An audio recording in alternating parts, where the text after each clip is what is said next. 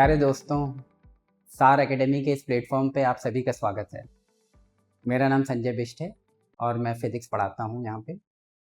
अभी देखिए हम लोग इंटीग्रेशन की बात चल रही है यहाँ पे और ये कैलकुलस की श्रृंखला चल रही है और मेरे हिसाब से आज जो है हम वाइंड अप कर देंगे। कैलकुलस का लास्ट लेक्चर होने जा रहा है मोस्ट प्रोबेबली। तो देखिए अभी हम लोग बात कर रहे थे कि इंटीग्रेशन की बात हो रही है और इंटीग्रेशन की हेल्प से ग्राफ के नीचे का एरिया कैसे निकाला जा सकता है, इस पे चर्चा चल रही है। तो जैसे मान लीजिए और थोड़ी बातें मतलब इंटीग्रेशन से संबंधित बातें ही चल रही हैं। तो मैंने पिछले लेक्चर में इंटीग्रेशन को यूज़ करते हुए ग्राफ के नीचे का एरिया निकालना हम लोगों ने डिस्कस कर लिया है। Already this has been discussed in the previous lecture. आज हम बस वो इंटीग्रेशन का थोड़ा एप्लीकेशन करेंगे और कुछ मिसलेनियस प्रॉब्लम्स करेंगे। जैसे ये सवाल है, क्वेश्चन में दिया है dy by D x equal to x square और निकालना है find y as a function of x। y as a function of x का क्या मतलब है कि मतलब y और x में क्या रिलेशन है, क्या डिपेंडेंस है, ये निकालना है। तो इसको हमने ऐसे लिखा, इसको हम ऊपर ले गए तो ये हो गया dy equal to x square d x हो गया ये। अब हमें y और x के बीच में रिलेशन निकालना है तो हमको y चाहिए। तो जैसे हम लोग पिछली बार बात कर चुके हैं कि ऑलरेडी हमारे पास dy है और dy को हम y बनाना चाहते हैं। तो dy को y कैसे बनाएंगे, इंटीग्रेट करेंगे। अगर dy को हम इंटीग्रेट करेंगे तो y आएगा, dx को इंटीग्रेट करोगे तो x आएगा। तो यहाँ मैंने दोनों तरफ इंटीग्रेट कर दिया। dy को अभी हमने अगर इंटीग्रेट किया तो देखिए y आ गया, एक्स स्क्वायर को इंटीग्रेट किया तो एक्स क्यूब बाई 3 आ गया प्लस कांस्टेंट ऑफ इंटीग्रेशन। तो जो फाइनल आंसर होगा, बस यहाँ पे हमने कांस्टेंट ऑफ इंटीग्रेशन इसलिए यूज किया because we are not using limits, so we are using constant of integration. तो final answer will be y equal to x cube by 3 plus constant of integration. अगला question ये है कि y equal to e to the power minus x। हमें क्या निकालना है, find the area bounded by the curve y equal to e to the power minus x, the x axis and the y axis। तो ये जो इसका जो इस फंक्शन का जो ग्राफ होता है y equal to e to the power minus x का ग्राफ कुछ ऐसे जाता है। तो ये देखिए ये धीरे धीरे जैसे जैसे यहाँ पे x बढ़ेगा, ये लिखा है e to the power minus x, ये पावर जो है वो माइनस में है। तो जैसे जैसे x की वैल्यू बढ़ेगी ये पूरी चीज कम होती जाएगी। तो देखिए जैसे मैं ग्राफ में अगर इधर बढ़ रहा हूँ तो x की वैल्यू बढ़ती जा रही है, x की वैल्यू बढ़ती जा रही है तो y कम होता जाएगा, मतलब ग्राफ नीचे जाएगा, ये ऐसे जाएगा।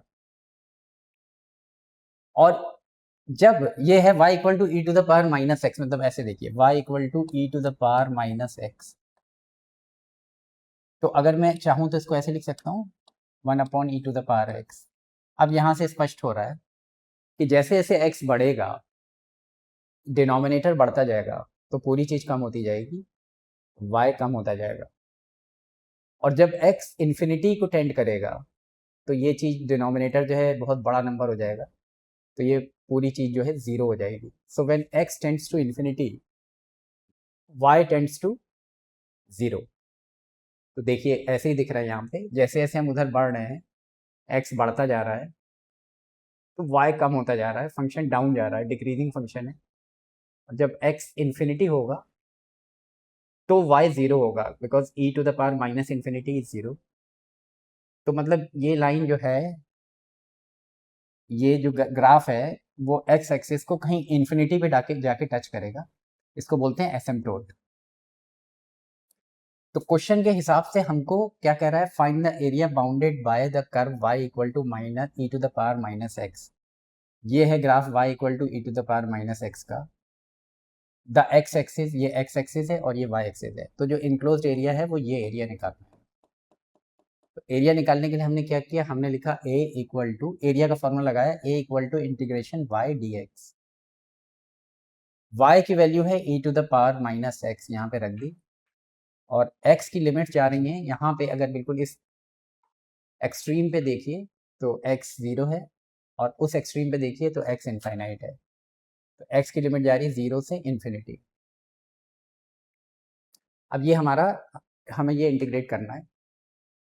अब देखिए यहाँ पे हम थोड़ा सा दिमाग यूज़ करेंगे और हम ये कह रहे हैं कि यहाँ पे -x लिखा है, यहाँ पे x लिखा है, तो मतलब दोनों अलग-अलग हो गए। अगर ये e to the power x होता, तो देखिए मैंने ये आपको बताया था formula that d by D x of e to the power x कितना होता है, ये this is e to the power x। तो इसका मतलब अगर मैं इसको ऊपर ले जाऊं और ऐसे लिखूं e to the power x integration e to the power x, इसको इंटीग्रेट करूं तो ये पलट के ये आ जाएगा, रिवर्स प्रोसेस होता है इंटीग्रेशन।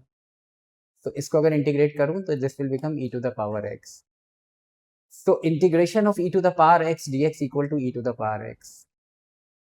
तो जैसे यहाँ पे ये लिखा हुआ है d बाई डी एक्स, जैसे यहाँ लिखा हुआ है integration of e to the power x dx equal to e to the power x। तो अगर यहाँ पे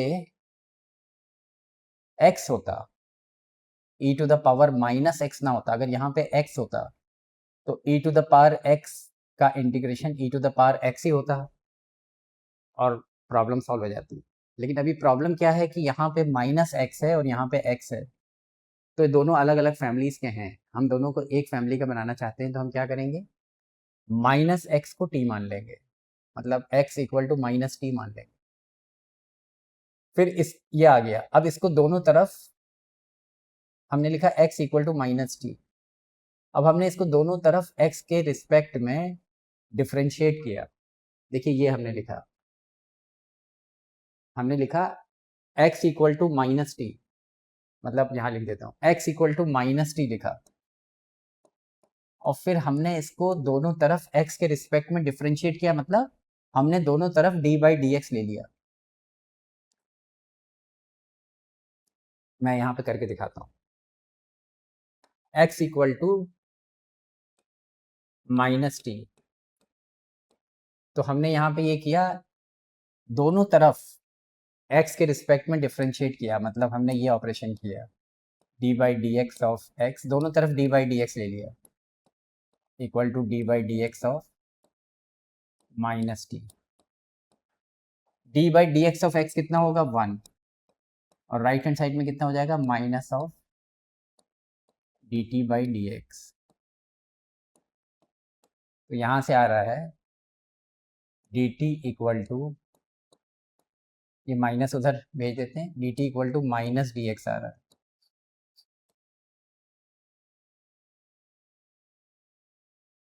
तो ये याद रखिए dt equal to minus D X आ रहा है। अब हम आते हैं उस पे सवाल पे, यानी कि मैं ये भी कह सकता हूँ कि ये आ रहा है dt equal to minus D X आ रहा है, यानी कह सकता हूँ कि dx equal to minus D T आ रहा है। तो यहाँ पे जो dx लिखा हुआ है, यहाँ पे जो dx लिखा है, इसकी जगह मैं माइनस डी टी लिख सकता हूँ। तो यहाँ पे लिखा है, देखिए ये एरिया है, dx की जगह माइनस डी टी लिख सकते हैं। यहाँ देखिए ये जो dx है, इसकी जगह अगले अगले स्टेप में माइनस डी टी लिख दिया, और माइनस एक्स को हमने यहाँ पे देखिए t माना था, तो ये जो माइनस एक्स है इसकी जगह t लिख दिया, और dx की जगह हमने माइनस डी टी लिख दिया, तो ये आ गया। अब ऐसा करने से क्या फ़ायदा हुआ, ऐसा करने से ये फ़ायदा हुआ कि यहाँ पे t है और यहाँ पे भी t आ गया, दोनों सेम फैमिलीज़ के हो गए। अगर दोनों सेम फैमिलीज़ के होंगे तो प्रॉब्लम सिंपल हो जाएगी, क्योंकि देखिए e to the power x dx equal to e to the power x होता है, integration of e to the power x dx equal to e to the power x होता है, या ये कह सकते हो integration of e to the power t dt कितना हो जाएगा, e to the power t हो जाएगा। तो ये जो है e to the power t dt, इसको इंटीग्रेट करोगे तो e to the power t ही आएगा, और लिमिट्स जो है हमारी जा रही है 0 से इन्फिनिटी। फिर हमने लिमिट्स को इंसर्ट किया, t की जगह हमने अपर लिमिट डाल दी, तो अपर लिमिट इन्फिनिटी है, तो ये आ गया, ये माइनस का साइन है, और t की जगह हमने इन्फिनिटी डाल दिया, और मतलब ये एक्चुअली हमने क्या किया कि इसको पहले हमने यहाँ पे जैसे लिखा था माइनस, ये लिखा था यहाँ पे, देखिए बता देता हूँ, माइनस ऑफ, इसको ऐसे लिखते हैं। अब यहाँ पे इस समय इसमें लिमिट्स नहीं डालनी चाहिए, ये स्टेप थोड़ा गड़बड़ हो गया। अभी हम लिमिट्स नहीं डालेंगे, अभी क्यों इसलिए लिमिट्स नहीं डालेंगे क्योंकि यहाँ वेरिएबल बदल गया, टी आ गया। अब हमने ये कहा कि पलट के टी की वैल्यू कितनी है, -x है, तो अब यहाँ पे हम टी की जगह -x लिखेंगे। अब ये हमारा x आ गया, जो हमारा ओरिजिनल वेरिएबल था x, वो आ गया। जब ये ओरिजिनल वेरिएबल आ जाए तब आप लिमिट डालिए 0 से इन्फिनिटी।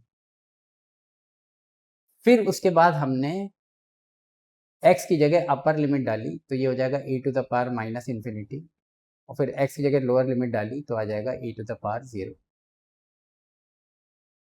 अब e⁻∞ जो होता है ये 0 होता है, तो इसकी जगह मैंने 0 लिख दिया।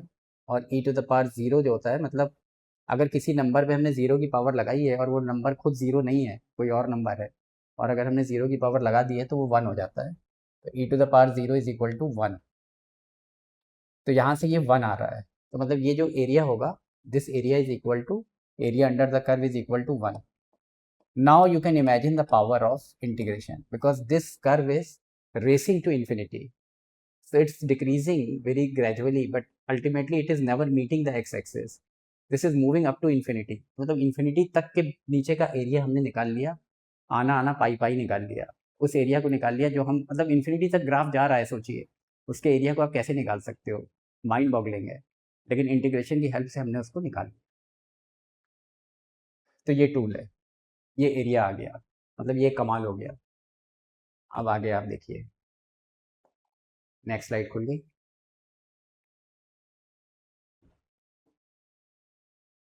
तो इसी चीज को यहाँ पे एक्सप्लेन किया गया है कि e⁻∞ 0 क्यों होता है, क्योंकि अगर इसको हम नीचे ले गए तो ये 1/e⁻∞ हो गया। तो ये बहुत लार्ज नंबर है क्योंकि इन्फिनिटी की पावर लगी है। तो डिनोमिनेटर में देखिए बहुत लार्ज नंबर आ गया, तो ये पूरी चीज़ 0 हो जाएगी। Therefore e⁻∞ is equal to 0। अच्छा, अब अगला क्वेश्चन देखिए। ये एक इंटीग्रेशन है a sin ωt dt, and this is definite integration. Limits are going from 0 से t, 0 to t। Now here also the same problem is there. यहाँ पे ये देखिए ऐसे है, ये यहाँ पे ये ओमेगा टी है और यहाँ पे ये टी है, so they are of different families. Our mind set is to reduce them to same family. हम ये चाहते हैं कि दोनों सेम फैमिली के हो जाएं। तो उसके लिए हमने क्या किया, हमने ओमेगा टी को z मान लिया और फिर हमने दोनों तरफ z के रिस्पेक्ट में डिफरेंशिएट कर दिया। जब हम ये कहते हैं कि हमने दोनों तरफ z के रिस्पेक्ट में डिफरेंशिएट कर दिया, तो एक्चुअली हमने क्या किया, हमने दोनों तरफ d/dz निकाल लिया। अब यहाँ पे ओमेगा कांस्टेंट है, बाहर चला जाएगा, अंदर क्या बचा, dt/dz। और राइट हैंड साइड में d/dz ऑफ z है, मतलब जैसे मैंने आपको बताया था d/dx of x is equal to 1। By the same token d/dz of z is also equal to 1। मतलब ये जो चीज़ होगी dz/dz, ये भी 1 होगा, तो राइट हैंड साइड 1 हो गई। तो यहाँ से आ गया ओमेगा dt और इसको ऊपर ले जाओ इक्वल टू dz। तो यहाँ से फॉलो कर रहा है कि dt इक्वल टू dz/ओमेगा। dt की ये जो वैल्यू आ रही है dz/ओमेगा, उसको हम पलट के यहाँ रख सकते हैं। तो ये जो ओरिजिनल है, ये यहाँ पे dt की जगह आप लिख सकते हो dz/ओमेगा, ये लिख लिया। a कांस्टेंट है, इंटीग्रेशन के साइन के बाहर आ गया। ओमेगा टी को हम z मान चुके हैं, तो ये जो ओमेगा टी है इसकी जगह हमने z लिख दिया, साइन z, और dt की जगह हमने लिख दिया dz/ओमेगा। ओमेगा कांस्टेंट है, ये बाहर आ गया, तो ये हो गया a/ओमेगा integration of sine z dz। ऐसा करने से क्या फायदा हुआ, इतना सब करने से क्या फायदा हुआ, कि यहाँ पे z है और यहाँ पे भी z आ गया, now they belong to the same family. तो इंटीग्रेशन, जैसे ये मैंने आपको फॉर्मूला बताया था, sine integration of sine x dx equal to minus of cos x। तो बाय द सेम टोकन साइन z dz क्या हो जाएगा, माइनस ऑफ कॉस z हो जाएगा। फिर हमने ये करके z की जो वैल्यू है वो ओमेगा टी है, यहाँ पे रख दी और यहाँ लिमिट्स डाल दी 0 से t।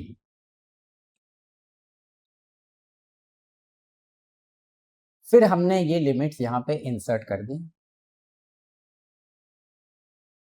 t की जगह यहाँ t जो है उसकी जगह पहले अपर लिमिट रखो तो t ही आ गया, फिर t की जगह लोअर लिमिट रखो तो 0 आ गया।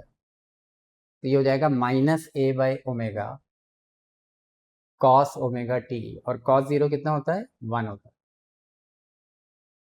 इस माइनस को अगर हम अंदर ले जाएंगे तो हो जाएगा 1 माइनस कॉस ओमेगा टी, तो आंसर आएगा a by omega into 1 minus cos omega T. अब देखो यहाँ पे एक ध्यान देना है आपको बात पे, कि शुरू में जो वेरिएबल था, जो हमारे पास सवाल था वो ये है, तो हमारे क्वेश्चन में t है, हमारे क्वेश्चन में z नहीं है। z तो हमने एज्यूम किया था, ओमेगा टी को z के बराबर हमने एज्यूम किया था, तो प्रॉब्लम में t है, तो जो आंसर आना चाहिए फाइनल उसमें भी t आना चाहिए, ये हमें इंश्योर करना है। तो ये इंश्योर हो गया, यहाँ पे जो आंसर है उसमें t आ गया, तो this is the answer. So this is a little bit special type of integration, in the sense it is special for the beginners at least, because we are using a mind cell to evaluate it. Okay, now this is the next one.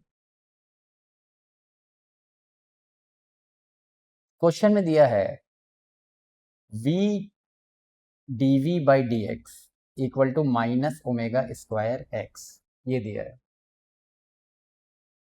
हमको क्या निकालना है, हमको दिया क्या है, यहाँ पे हाईलाइटेड है, मतलब this is given in the problem, और ये चीज हाईलाइटेड है।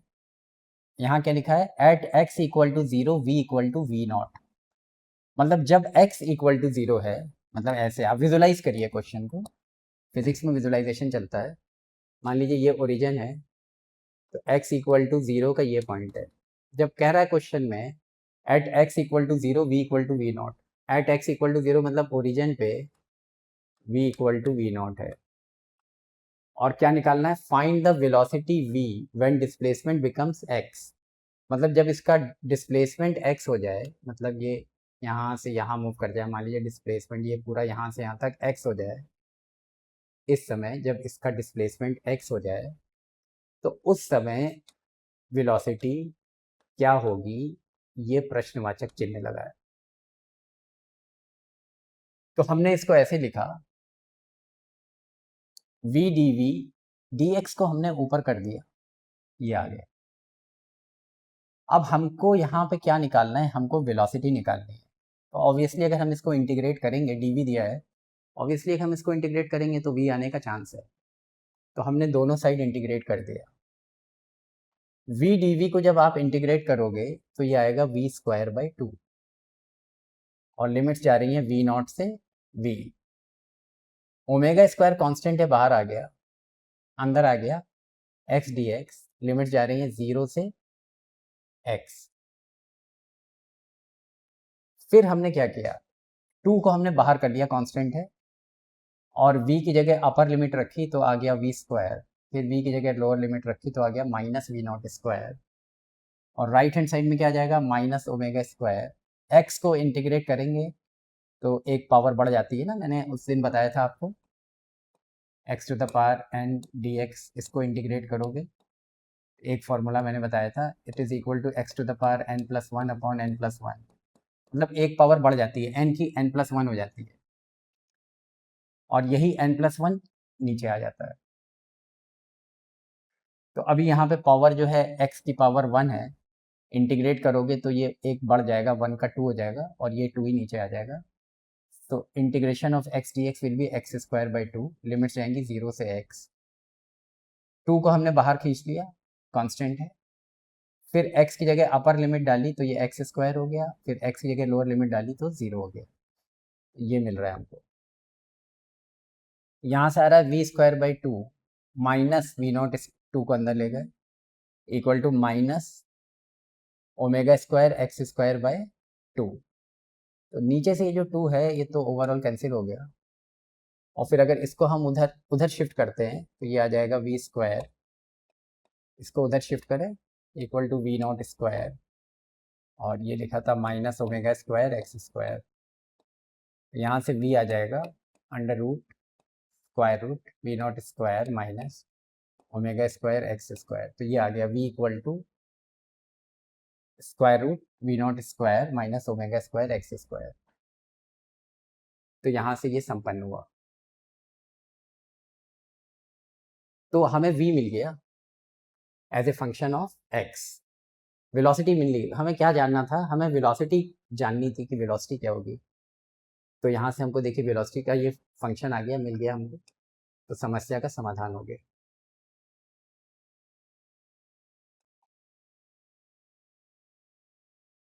अब एक क्वेश्चन ऐसे ही, this is a practice problem, और I mean specific values are given, although we have discussed this kind of problem, but let us discuss it once again.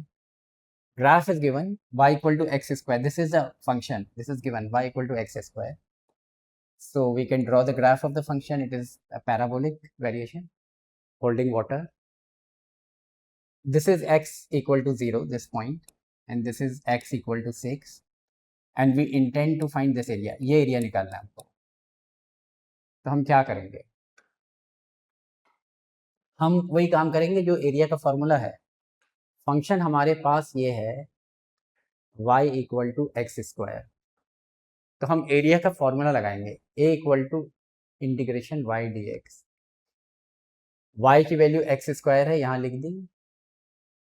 X square को अगर आप इंटीग्रेट करोगे तो एक पावर बढ़ जाती है, हो गया एक्स टू द पावर 3, और ये 3 नीचे भी आ जाएगा, x to the power 3 by 3।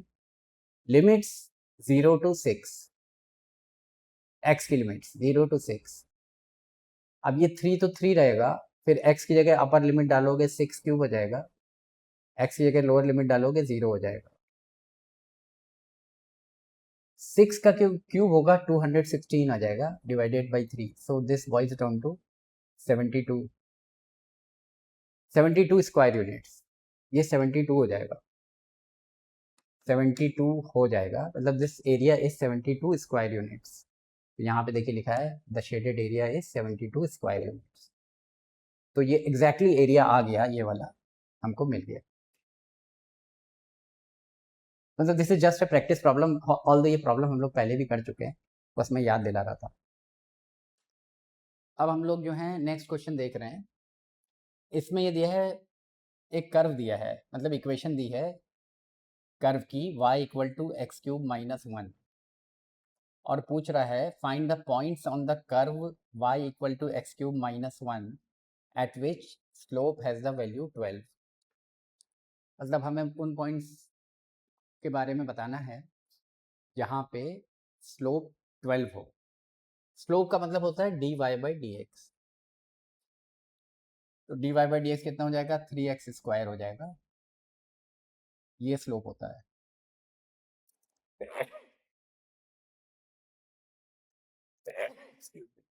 इसको हमने 12 कर दिया, यहाँ से आ रहा है एक्स स्क्वायर इक्वल टू 4, यानी x equal to plus minus root 4, यानी x equal to plus minus 2 आ रहा है। तो मतलब x की वैल्यू 2 भी हो सकती है और माइनस 2 भी हो सकती है, तो दोनों केसेस कंसिडर करने पड़ेंगे। तो जैसे x when x equal to 2, जब x 2 होगा तो x की जगह यहाँ 2 रख दो, तो ये 2 क्यूब हो जाएगा, 8 हो जाएगा, तो y इक्वल टू 7 आएगा। जब x इक्वल टू 2 होगा तो y इक्वल टू 7 आएगा, और x माइनस 2 भी हो सकता है। जब x इक्वल टू माइनस 2 होगा तो यहाँ पे x की जगह माइनस 2 रख दो, तो माइनस 2 का क्यूब जो होगा वो माइनस 8 होगा, तो ये माइनस 9 होगा, तो y इक्वल टू माइनस 9 आएगा, तो माइनस 2 कॉमा माइनस 9 भी होगा। तो ये दो पॉइंट्स आएंगे, इनके कोऑर्डिनेट्स लिखे हुए हैं जहाँ पे स्लोप 12 है। अगला क्वेश्चन देखिए, ये इंटीग्रेट करना है, तो हमने इसको अलग अलग करके लिख लिया। 3 ऐसे करके इसको लिख लिया, फिर इसको ऐसे लिख लिया, इसको ऐसे लिख लिया। अब इसको अगर आप कैंसिल करते हैं तो यहाँ पे x बचेगा ऊपर, और यहाँ पे नीचे एक्स स्क्वायर बचेगा, इसको ऊपर ले गए तो x टू द पावर -2 हो गया, और यहाँ पे इसको ऊपर ले गए तो x टू द पावर -3 हो गया। 3 कांस्टेंट है बाहर आ गया, 7 कांस्टेंट है बाहर आ गया, और ऐसे। अब यहाँ पे देखिए x टू द पावर -2 को इंटीग्रेट करोगे तो क्या आएगा। तो जो हमने पावर वाला इंटीग्रेशन का फॉर्मूला बताया था उसको यहाँ पे यूज़ करना है, मतलब पावर एक बढ़ जाती है, मतलब ये हो जाएगा -2 + 1 अपॉन -2 + 1। -2 + 1 कितना होगा, -1, और ये -2 + 1 कितना होगा, -1। माइनस ऊपर ले जा लो तो x टू द पावर -1 है, तो ये हो जाएगा माइनस, अब x टू द पावर -1 है, इसको अगर आप नीचे ले जाओगे तो ये x हो जाएगा। तो x टू द पावर -2 को अगर आप इंटीग्रेट करोगे तो आएगा -1/x। यहाँ पे देखिए लिखा है, ये देखिए ये जो लिखा है मैंने x to the power -1 upon -1, यहाँ पे ये लिख दिया, इंटीग्रेट करके इसको ये लिख दिया। और similarly x to the power -3 को इंटीग्रेट करोगे तो ये एक पावर बढ़ेगी, -3 + 1 कितना हो जाएगा, -2, और यही -2 नीचे आ जाएगा। तो ये चीज़ जो है इसको यहाँ पे मैंने लिख दिया है, तो ये इंटीग्रेट करके आ गया आंसर, रिजल्ट आ गया ये। अब अगला क्वेश्चन, उसमें ये है कि हमारे पास ये इंटीग्रेट करना है, ये दिया हुआ है, तो इसको मैंने अलग अलग करके लिख दिया। और 1/cos² x देखिए होता है sec² x, और cos² x को हमने लिख दिया cos x × cos x। अब इसको हमने ऐसे देखा, sin x upon cos x, इतना जो लिखा है इसको tan x लिख दिया, और 1/cos x को sec x लिख दिया। अब देखिए integration of sec² x will be tan x, क्योंकि इसको आप वेरीफाई कर सकते हो। अगर आप इसको इंटीग्रेट करोगे d/dx ऑफ tan x होता है sec² x, तो ये मतलब ठीक है।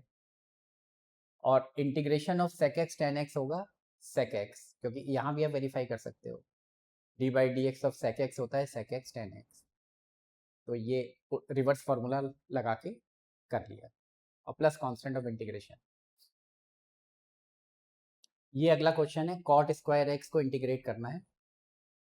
cot x को लिख दिया cos x/sin x, मतलब ये हो गया cos² x upon sin² x। और ट्रिग्नोमेट्री में एक फॉर्मूला होता है sin² x + cos² x = 1, सो cos² x = 1 - sin² x। तो ये जो cos² x है इसकी जगह लिख दिया 1 - sin² x। अब इसको अलग अलग करके लिखा, 1/sin² x = cosec² x, and sin² x/sin² x, ये 1 हो जाएगा, तो ये आया।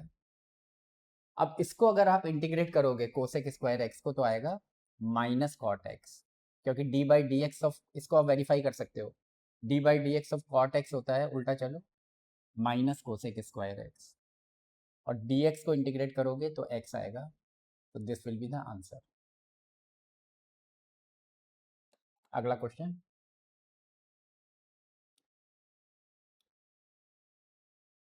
यहाँ पे हमको निकालना है dy/dx निकालना है। ये फंक्शन दिया है y = दिस, y = ये दिया हुआ है, ये y है, this is y = this, we have to find dy/dx। इसको हमने ऐसे लिखा, ये 3 लिखा हुआ है और इसका मतलब होता है क्यूब रूट, तो ये हो जाएगा 3x² की पावर 1/3, और ये 1/√5 लिख लिया, और ये नीचे है x की पावर, ये नीचे है x की पावर √x, √x है, तो √x को आप लिख सकते हो x टू द पावर 1/2, ये नीचे है, डिनोमिनेटर में है। फिर अगले स्टेप में हमने इसको ऐसे लिखा 3 to power 1/3, x to the power 2/3, और ये डिनोमिनेटर में था, जब ये ऊपर जाएगा तो ये हो जाएगा x टू द पावर -1/2, ये नीचे था डिनोमिनेटर।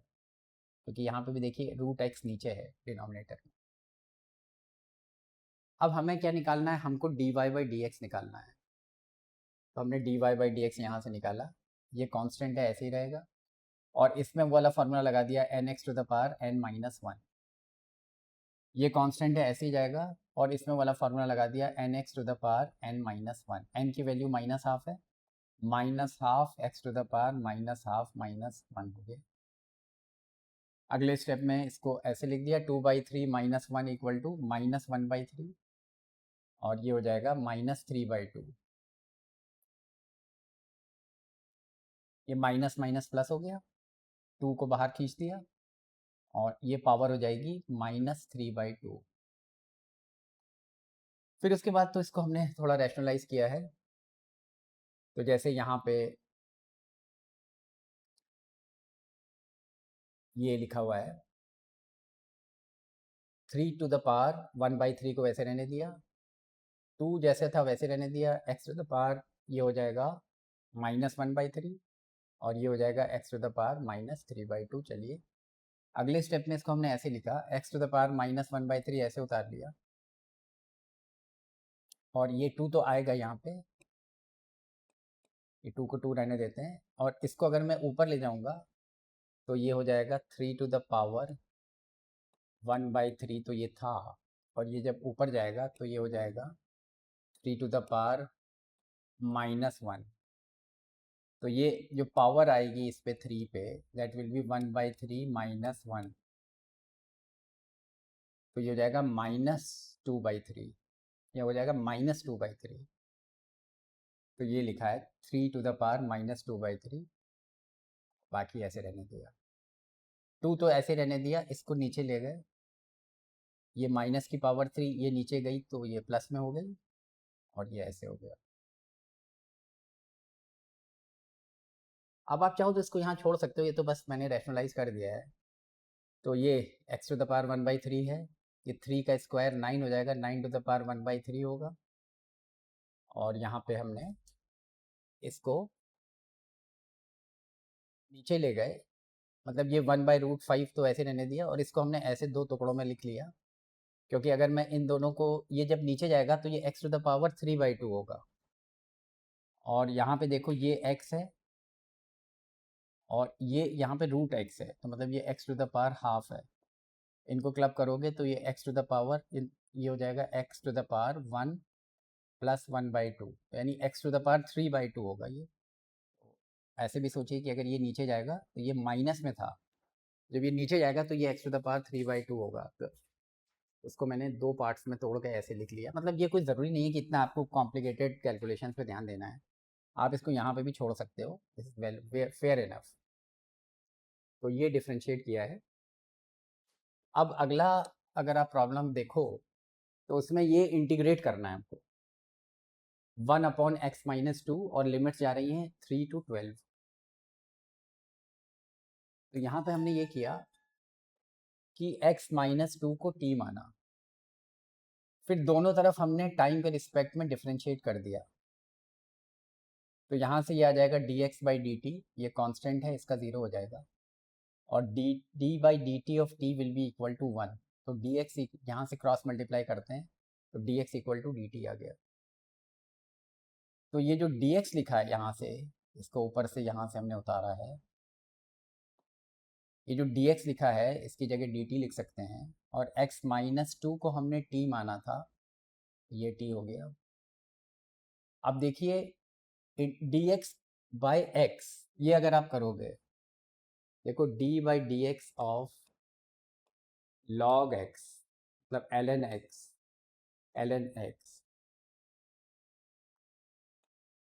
ये होता है 1/x, यानी इसको अगर ऊपर ले जाओगे 1/x को इंटीग्रेट करोगे तो ये आएगा पलट के ln x। तो मतलब integration of dx by x equal to ln x। By the same token integration of dt by t will be equal to ln t, और लिमिट्स जाएंगी 3 to 12, 3 to 12, और t की वैल्यू क्या थी, x-2, यहाँ पे t की value डाल दी x माइनस 2, तो ये आया। अब x की जगह, क्योंकि देखिए क्वेश्चन में x है तो जो आंसर को पहले आपको x तक पहुंचाना होगा, और फिर उसके बाद अभी यहाँ पे ये लिमिट्स डालना ठीक नहीं है। लिमिट्स तभी आप डालिए जब आप इसको क्वेश्चन के फॉर्म में ले आइए। क्वेश्चन में x दिया हुआ है, तो पहले आप x ले आइए। ये अभी t था, जब ये t था तो ये लिमिट्स नहीं डालनी चाहिए। हम x के फॉर्म में ले आए आंसर को, और तब हमने लिमिट्स डाल दी 3 to 12। फिर उसके बाद क्या करेंगे, उसके बाद x की जगह पहले अपर लिमिट रखेंगे, तो ये हो जाएगा ln 12 माइनस 2। फिर x की जगह लोअर लिमिट रखेंगे ln 3 minus 2। 12 minus 2 is 10, 3 minus 2 is 1, तो ln 10 माइनस ln 1 आ गया है। तो ये आंसर हो गया। तो ln ऑफ 1 जो होता है वो 0 होता है, तो ये फिजिल आउट हो गया। अब केवल ln 10 बचा हमारे पास। This is the answer. ln 10 मतलब log ln 10 मतलब log 10 to the base e।